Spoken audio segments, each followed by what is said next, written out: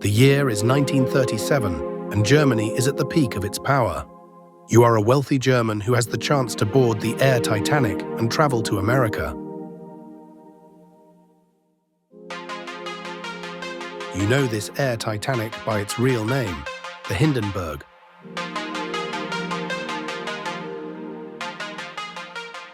But because of its similarities to the Titanic ship, it's earned that nickname. The Hindenburg was the fastest way to travel from Europe to America, a flight across the Atlantic Ocean. It was the largest object ever flown by mankind, a monster measuring 245 meters long, which is 3 times the length of a Boeing 747. So how did it fly? The Hindenburg was a dirigible, a zeppelin. To get airborne, it was filled with hydrogen gas. But back then, they didn't realize that hydrogen is no joking matter. They played a dangerous game with it. They filled the giant balloon with hydrogen, loaded up the wealthiest people in Germany, and set off for America. The hydrogen lifted this behemoth into the sky as easily as drinking a glass of water. However, hydrogen wasn't the original plan. The initial design called for helium. But helium was scarce, and even though hydrogen was extremely dangerous and helium was safe, they were forced to use hydrogen because of its availability. They knew the gas was flammable, so in their minds, they took safety precautions. They banned open flames and had another safety idea. Instead of storing the hydrogen in one massive tank, they divided it into several separate cells. Hydrogen had another advantage. Its lifting power was much greater than helium's. This greater lift allowed the Hindenburg to carry more passengers. Now let's go inside. The interior of the Hindenburg was like a flying hotel. It had different cabins, a large lounge, and even a piano. It even had a smoking room, which is somewhat ironic when you think about it. A vehicle lifted by a highly flammable gas has a dedicated room for smoking inside it. Interestingly, this vessel established the first regular transatlantic passenger airline service. The airline company DELAG operated the Hindenburg. It comfortably made the round trip between Germany and America 10 times. But on May 4, 1937, the Hindenburg took on passengers for the last time and headed for America.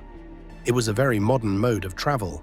In addition to being luxurious and comfortable, it was also very fast, taking only about 4 days to get from Germany to New York.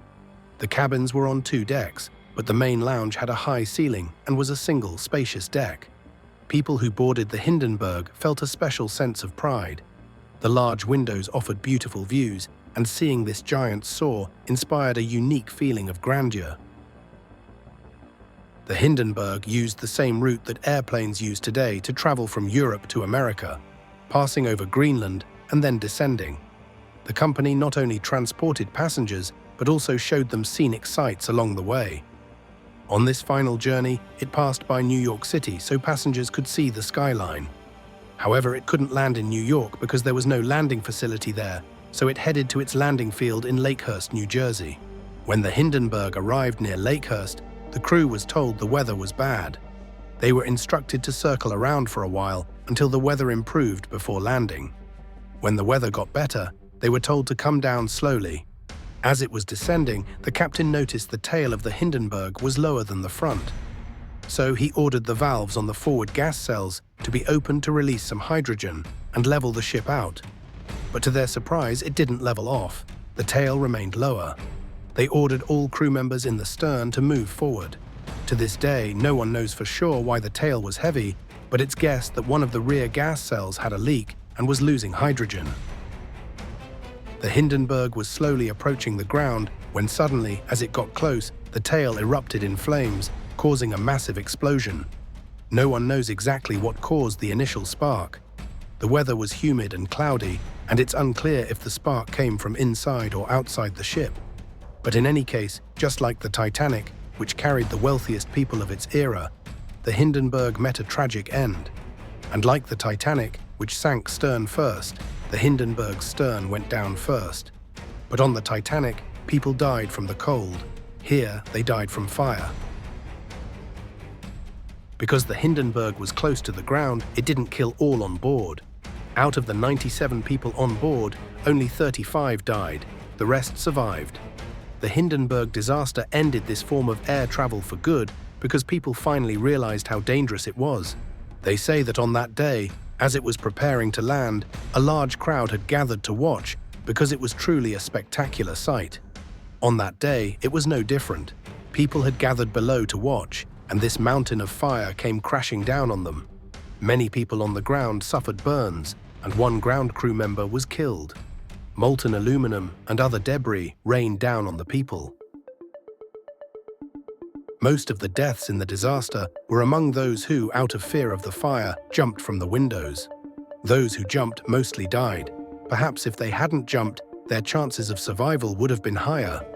The Germans were proud of the Hindenburg and had proudly attached the Nazi German flag to its fins.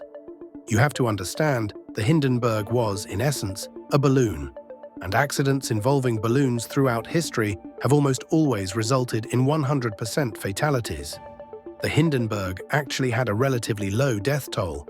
This particular airship was lucky in a way because the accident happened close to the ground. But this good luck was actually a massive piece of bad luck for Nazi Germany. Why? Because when it was about to land, a news company was filming. The ignition of the fire was captured on film very clearly. Don't imagine someone pulled out their phone, one newsreel camera was there. It had taken 3 hours to set up, and by chance, it was rolling when the fire started. This was a lucky break for the news agency, but a disaster for Nazi Germany. In a way, it humiliated their industry. Until then, Germany was world famous, and people said, nothing German has any flaws. But the Hindenburg took that reputation away. I think Hitler was very angry about this incident, and that's why he started World War II 2 years later. But don't believe this last part.